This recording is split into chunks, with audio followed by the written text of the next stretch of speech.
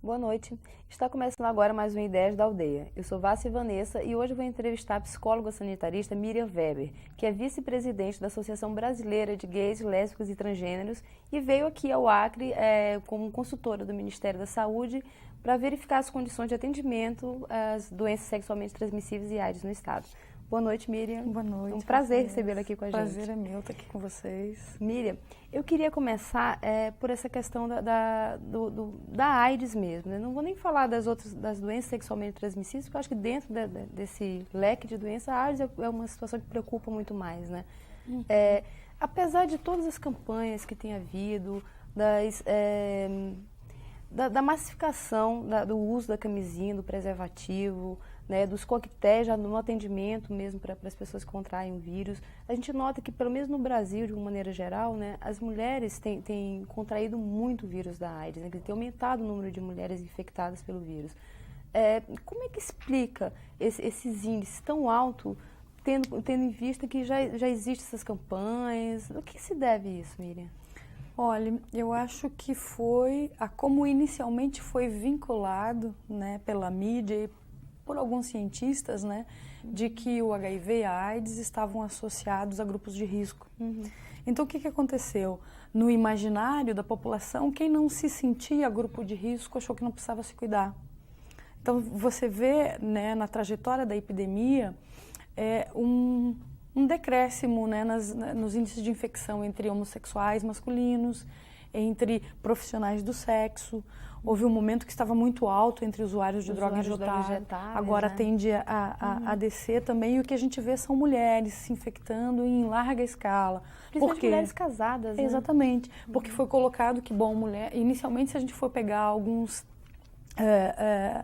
artigos lá no início da epidemia, a gente via médicos falando que mulheres não é grupo de risco, que mulheres não se infectariam. E, no entanto, a epidemia está aí mostrando. E aqui no Acre, especificamente, cresce assustadoramente o número de novas infecções entre mulheres. Né? Eu acho que isso é uma questão cultural. O que fazer, Miriam, para enfrentar esse problema? Olha, a gente precisa de ações preventivas, né? Trabalhos no âmbito da prevenção. E aqui a gerência, né, estadual de DST-AIDS, né, na figura do companheiro Francisco Dantas, tem se preocupado bastante com isso. E é isso que a gente tem vindo aqui, né, pensar com ele, criar estratégias para a gente fazer intervenção entre as mulheres. Então, o que a gente precisa é que grupos que trabalham com mulheres seringueiras, né, as parteiras que fazem um trabalho maravilhoso aqui no estado do Acre, e a gente tem conversado também com a coordenadora da saúde da mulher, a Gerlívia, e a gente está traçando estratégias, né, de intervenção a nível de prevenção dentro do estado para a gente trabalhar com mulheres. Bom, eu imagino que quando você vai tratar especificamente essa clientela, as mulheres e principalmente as casadas, né, a gente esbarra num problema, que é o problema social, né? Quer dizer, quando a mulher está casada, você parte da premissa que ela tem um companheiro dela, que a união é estável, né? Ou seja, que não teria outras relações fora daquela união, né? E tem um outro problema também, que é a questão da coisa da família mesmo. Por exemplo, socialmente, culturalmente aqui, as relações, por exemplo, das mulheres no interior, é uma coisa muito mais conservadora, né? Como é que você vai, quais são as estratégias para lidar com essa preocupação de saúde mesmo, quando você esbarra nessa questão social, conservadora, cultural? E eu agregaria, né, a sua análise à questão religiosa, porque a gente não pode perder de vista que a Igreja Católica vem se manifestando, né, ao longo do tempo contra o uso do preservativo. Então, quando a gente faz essa análise, a gente precisa entender o contexto social, né? As mulheres, nós somos educadas, né, para que a gente seja mãe de família, fique em casa, cuidando dos filhos, da casa, né, da alimentação. Aos homens, né, socialmente até, digamos assim, instigado, né? O homem, desde pequeno, quanto mais relações ele tem, mais predador, macho, né, ele é. Né? E isso é uma coisa que é extremamente cultural, e a gente precisa discutir isso também culturalmente, né? Eu sempre coloco para as mulheres que eu atendo lá que elas precisam se prevenir, se preservar. Não é nem que a gente incite entre elas a desconfiança de que seu parceiro possa estar lhe traindo. Mas tem toda uma história das relações anteriores que esse parceiro teve e que ele pode ter se infectado, ele pode estar infectado sem ele saber. Então, é preciso, né, que a saúde como um todo passe a cuidar também dessa questão cultural que está envolvida quando a gente fala de sexualidade. Tem muitos tabus a serem rompidos, principalmente por nós mulheres. Inicialmente, quando eu trabalhava lá no Rio Grande do Sul, que eu também venho de uma ONG, do GAPA Rio Grande do Sul, e que no início da epidemia a gente tentava mostrar que as mulheres estavam, né, vulneráveis e que elas seriam, e hoje em dia está colocada aí a terceira epidemia, a feminilização da epidemia. Ela começou com uma epidemia homossexual, ela passou por uma epidemia heterossexual e hoje a gente sabe que a epidemia tem um perfil de feminilização, que quem se infecta são as mulheres. E para a gente romper com isso, fazer um trabalho a nível preventivo, a gente vai precisar discutir, né, sem tantos tabus. E uma coisa que é importante aqui, embora o HIV e a AIDS seja importantíssimo, mas aqui no Acre tem uma especificidade das hepatites. Né? E a hepatite B, ela é sexualmente transmissível. Existem ainda algumas controvérsias com relação à hepatite C, né? Mas, de qualquer maneira, a gente precisa trabalhar no âmbito da saúde como um todo, né? A gente vê também muitas mulheres, né, portadoras do HPV que acabam, né, tendo que tirar o útero em função disso. Então, a questão da sexualidade, ela é lidada ainda com muitos tabus. E para nós mulheres, especialmente, por quê? Porque aos homens sempre foi permitido e sempre foi incentivado, né, uma sexualidade mais ativa. As mulheres não. E aí você acaba entrando num outro aspecto, que é a questão de quando você é mãe, né, você também está colocando em risco a vida do feto, né, porque boa parte dessas doenças comprometem também uma gravidez, comprometem também o desenvolvimento do feto. A AIDS pode ser transmitida, né? De mãe para filho. Certamente. Tanto que o Ministério da Saúde, já há alguns anos, ele determina, né, que no protocolo de exames do pré-natal esteja incluído o anti-HIV, para que a gente possa tomar atitudes preventivas. Porque a gente sabe, os dados mostram que uma gestante soropositiva que faz uso da medicação antirretroviral a partir do 4º mês, a probabilidade de que essa criança nasça com o vírus fica em torno de 2 a 5%. Então é importantíssimo esse diagnóstico precoce, né, para que a gente possa fazer um tratamento preventivo no sentido de que doenças oportunistas não se instalem.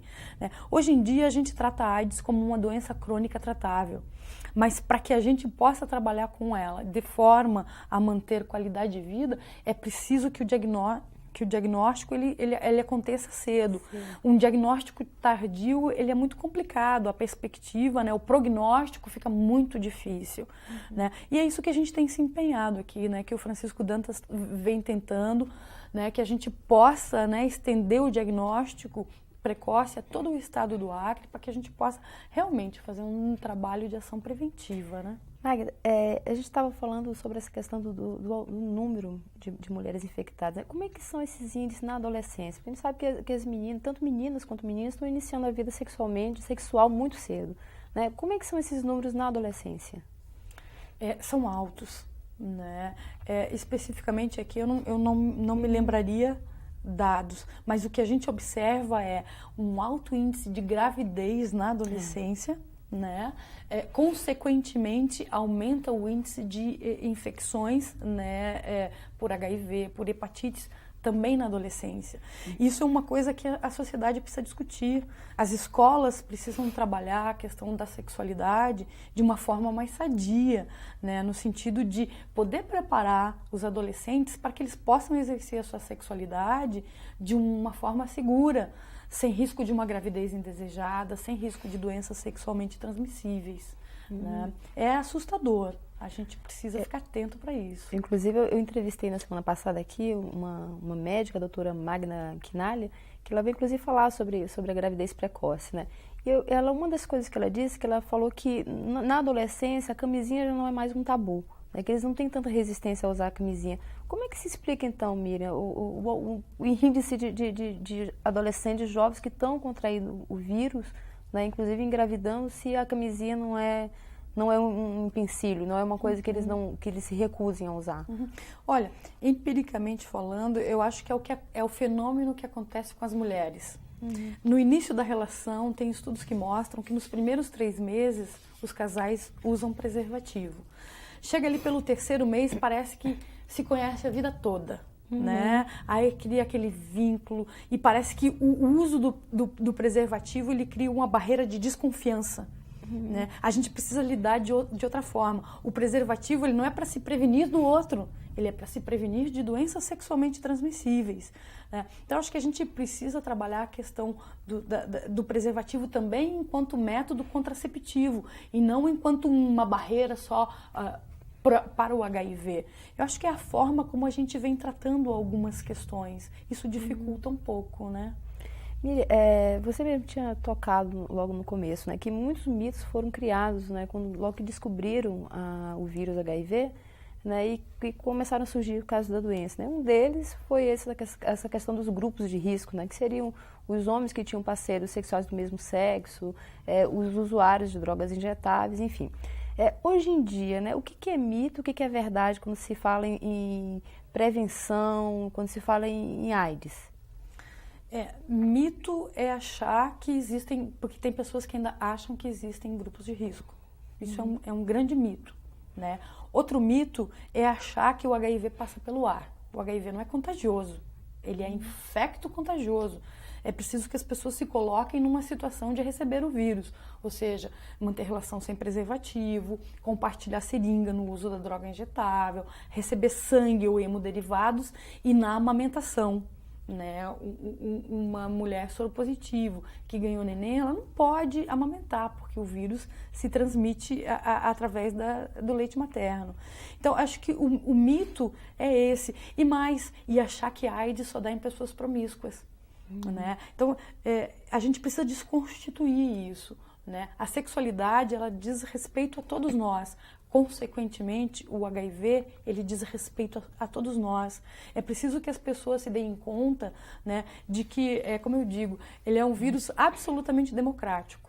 Ele não escolhe raça, não escolhe credo, não escolhe nível sociocultural. Se colocou na situação de receber o vírus, ele vai entrar. Né? Independente de se essa pessoa é homossexual, se ela é heterossexual, se ela é branca, se ela é negra, se ela tem nível superior ou se ela é analfabeta. Né? Ele é um vírus absolutamente democrático. Miriam, qual é o papel da educação nessa história toda? É fundamental, é importantíssimo. Né? O processo educacional é libertário. Né? Um povo educado é um povo consciente, é um povo que não fica refém. Não fica refém de autoritarismos, não fica refém de doenças. Então, a educação é fundamental. Em países desenvolvidos, se começa a trabalhar a questão da prevenção das DSTs na pré-escola. Isso é fundamental. E no Brasil, a gente precisa que as escolas assumam esse processo, porque a gente vive um momento de interiorização da epidemia.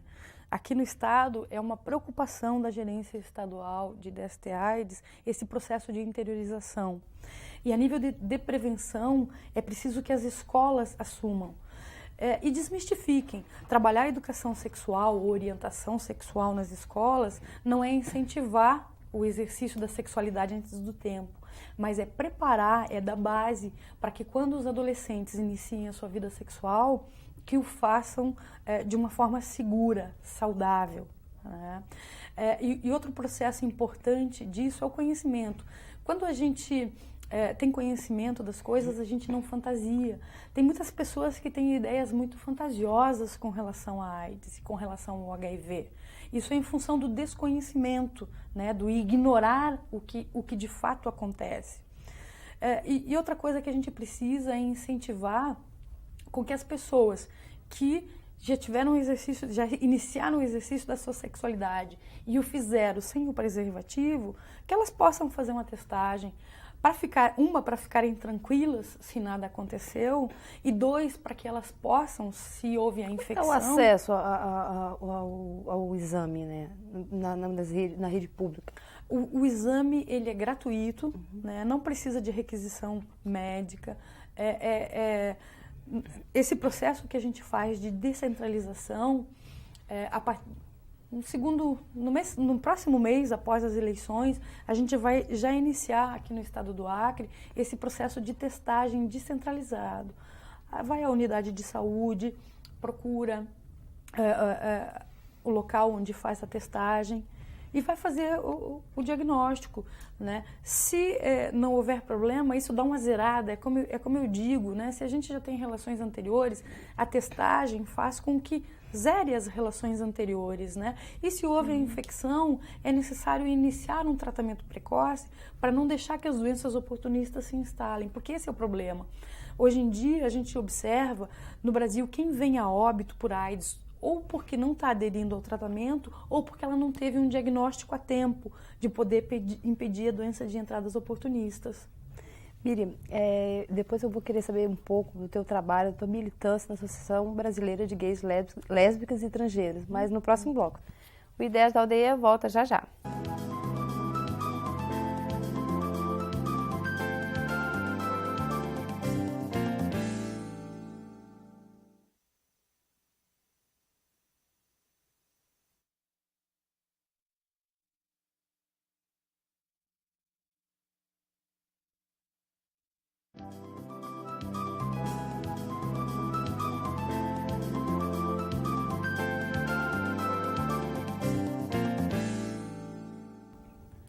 Nós estamos de volta conversando hoje com a psicóloga sanitarista Miriam Weber. Miriam, vamos mudar completamente de assunto agora, né? Você é vice-presidente da Associação Brasileira de Gays, Lésbicas e Transgêneros, né? Que é um assunto para a nossa sociedade bastante espinhoso ainda, né? Existe muito preconceito ainda em relação à homossexualidade das pessoas. Como é que você lida com isso à frente da instituição? Olha, é como eu digo, para assumir essa militância, né, que eu já faço há mais ou menos uns 13, 14 anos, a primeira barreira que eu tive que romper foi a interna. Porque o preconceito, ele não vem só de fora para dentro, ele vem de dentro para fora também. Né? Se engana quem acha que o discriminado não discrimina, né, que o excluído não exclui. Então, esse processo, ele foi um processo difícil, né? Porque a gente romper tabus, e ainda mais os internos da gente, não é fácil. Mas é uma matéria que a gente precisa discutir. E eu costumo tratar da matéria com naturalidade, porque eu acho que errado tá quem tem dificuldade em discutir essas questões. A heterossexualidade das pessoas não me atrapalha. Por que a minha homossexualidade vai atrapalhar alguém? E mais, eu acho que a gente vive num mundo tão complicado, com guerra, com terrorismo, com fundamentalismos, né? Você vê a situação da Rússia que a gente vive, absurdo, né? Que a gente está vendo, isso é um absurdo. Então, como é que pode as pessoas acharem, né, que a gente vai discriminar as pessoas porque elas são homossexuais, ou porque elas são negras, ou porque elas são índios, ou porque elas são pobres? Então, eu acho que é um tema difícil. Mas é um tema que precisa ser trabalhado. A sociedade precisa saber ouvir e respeitar. Né? É como eu digo, eu não quero ser aceita. Eu não preciso que ninguém me aceite. Agora eu quero ser respeitada, porque eu sou uma cidadã. E a minha sexualidade, em momento nenhum, determinou e determina caráter de alguém. Né? Então, eu acho que a gente precisa, quando falar sobre a sexualidade, em específico as homossexualidades, tratar desse assunto com um pouco mais de cuidado, um pouco mais de carinho, um pouco mais de delicadeza. Porque tem temas, né, no mundo atual que são muito prejudiciais, que vêm aos poucos minando, terminando com a humanidade, terminando com a dignidade humana. Né? E a gente precisa decidir. Eu acho que existe uma inversão na pirâmide de valores. Olha, eu quero terminar com o terrorismo, eu quero terminar com os fundamentalismos religiosos, seja ele islâmico ou católico. É esse tipo de situação que a gente precisa terminar, não com o exercício da sexualidade. A minha sexualidade não faz mal a ninguém, ela me dá prazer. né? Eu exerço ela de uma forma com respeito e ética. É sobre essa ótica que a gente precisa discutir um pouco mais. Miriam, você falou em homossexualidade. Isso já é um termo que a gente pode dizer que é fruto do movimento, porque quando você fala em homossexualidade, você está abrindo o leque, né? Porque antes, assim, a pessoa que tinha um parceiro do mesmo sexo tem um rótulo, né? Era o taxado, era o bicha, a sapatão, enfim. Hoje em dia você vê que dentro da própria militância existe a coisa são os gays, as lésbicas e os transgêneros, né? Quais são as diferenças, Miriam? Inicialmente, é muito mais fácil para a população compreender o gay. Por quê? Porque ele já tem visibilidade há mais tempo. Há mais tempo a sociedade já fala do gay, fala do movimento gay, tem a parada do orgulho gay, né? Que cada vez mais reúne pessoas na rua. São Paulo, mais de 1,5 milhão de pessoas. Porto Alegre, certamente a gente tinha mais de 100 mil pessoas na rua.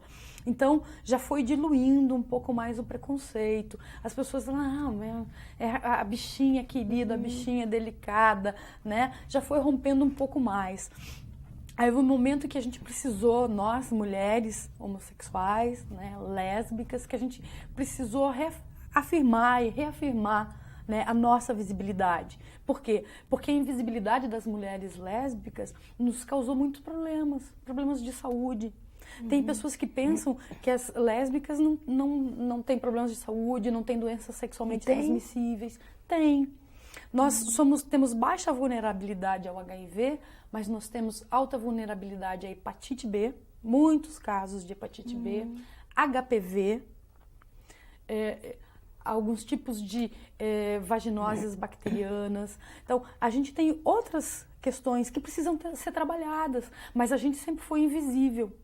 Uma mulher lésbica que chegava ao serviço de saúde, não era raro ela sair de lá no ginecologista com receita de anticoncepcional, porque o médico fazia ouvidos surdos. Não, eu não quero ouvir. Eu vou fazer o que eu tenho que fazer com anticoncepcional. E as travestis, o processo é mais doído ainda, mais dolorido.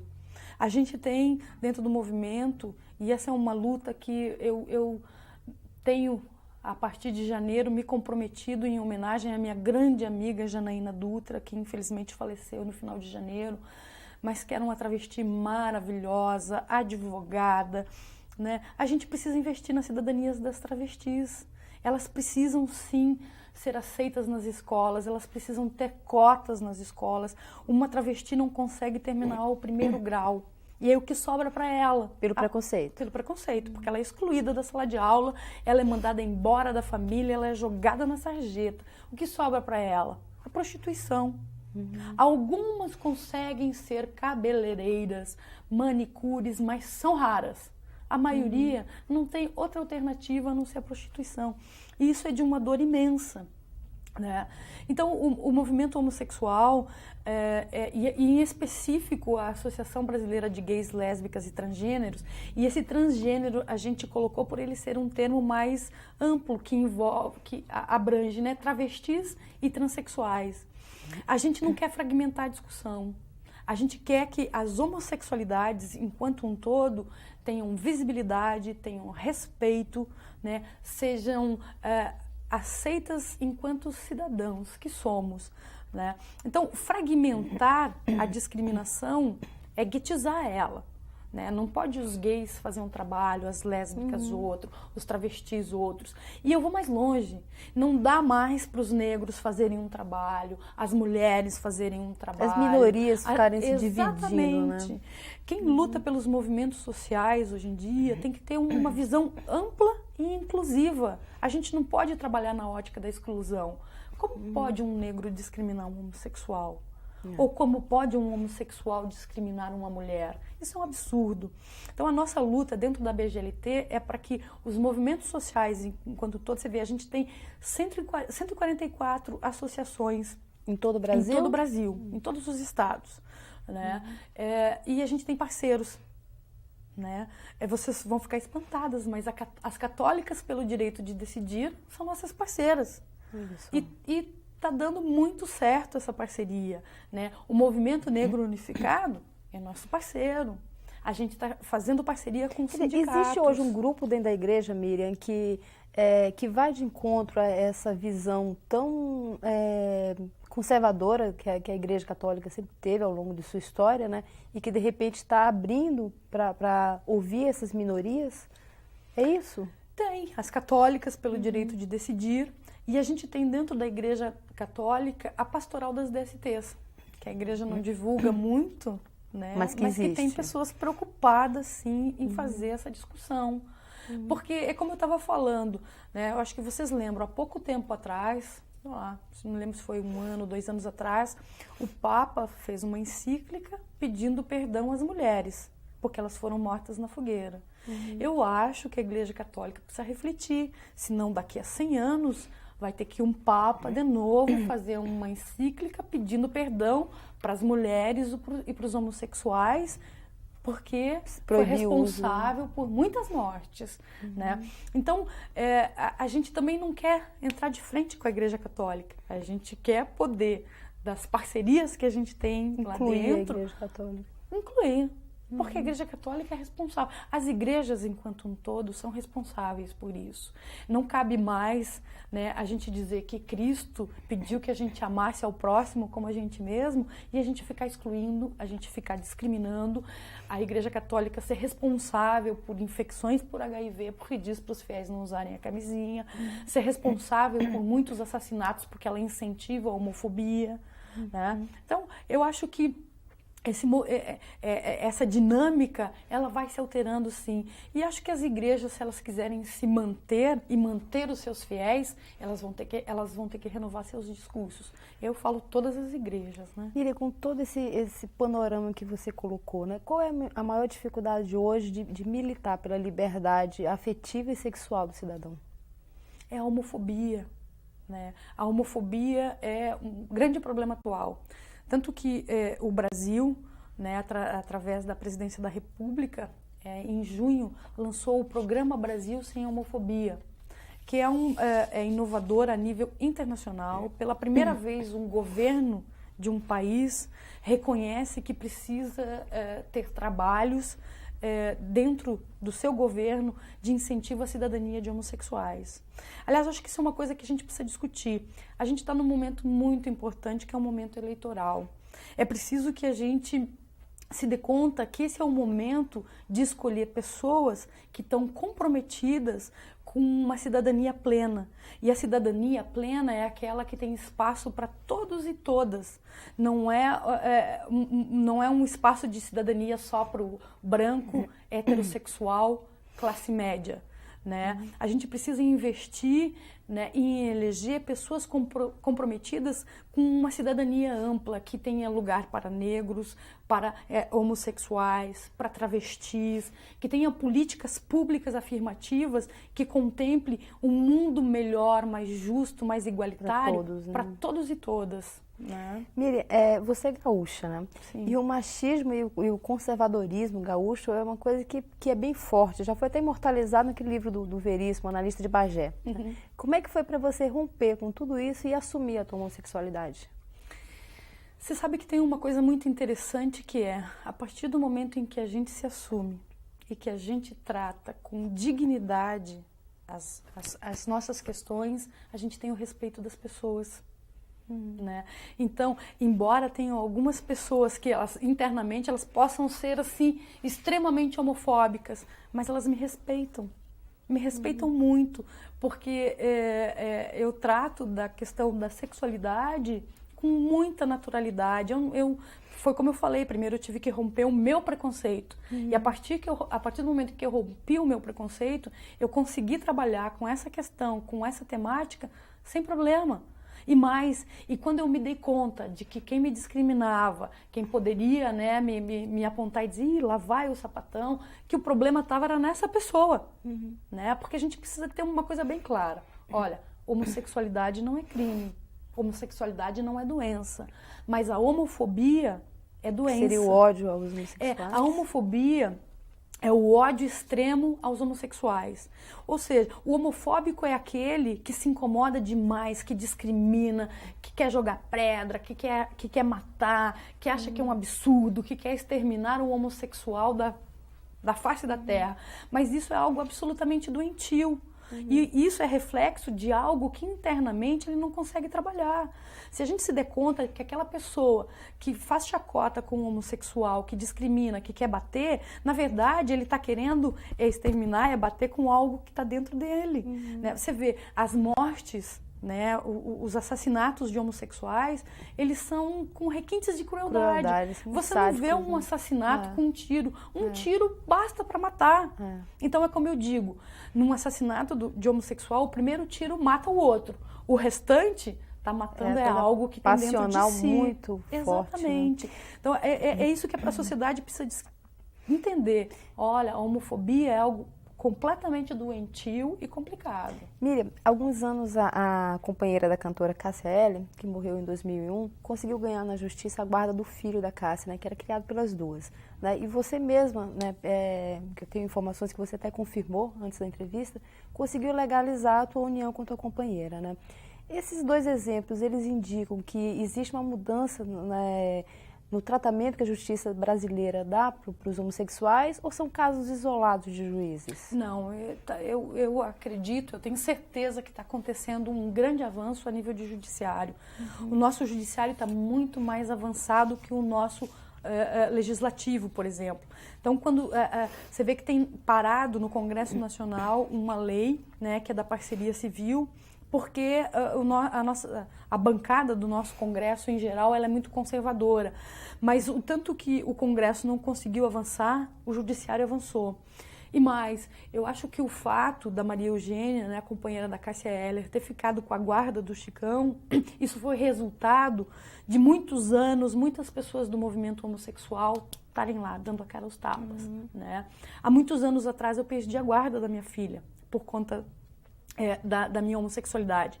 E foi aí que eu tive que romper a minha barreira interna, né? Para dar visibilidade ao caso e para que mulheres não passassem pelo que eu passei. Como é que é a tua relação hoje com tua filha? É maravilhosa. Eu vou ser avó, né? A minha filha está entrando no 9º mês de gestação, não vejo a hora de ser avó. E é muito boa, porque a gente sempre teve uma relação verdadeira. Eu nunca menti para minha filha. Eu sempre respondi até o tanto que ela me perguntou. Também nunca avancei de dizer para ela o que ela não estava me perguntando. Porque é como eu digo, né? As crianças, quando elas quiserem saber, elas vão perguntar. E elas vão te perguntar até o tanto onde elas conseguem entender. Então, você não pode avançar o limite delas. Né? E nem você pode tratá-las como se elas fossem cegas ou surdas. Né? Porque tem gente que a criança está ali e eles estão aqui falando coisas absurdas, achando que a criança não está ouvindo e não está entendendo. E a criança está mais aberta para aceitar a diferença, para respeitar a diferença? Sempre teve. A criança sempre teve. A criança não tem preconceito. O preconceito e a discriminação está no adulto. Está no adulto e está na cultura do adulto. Né? A criança, por si só, ela não discrimina. A criança...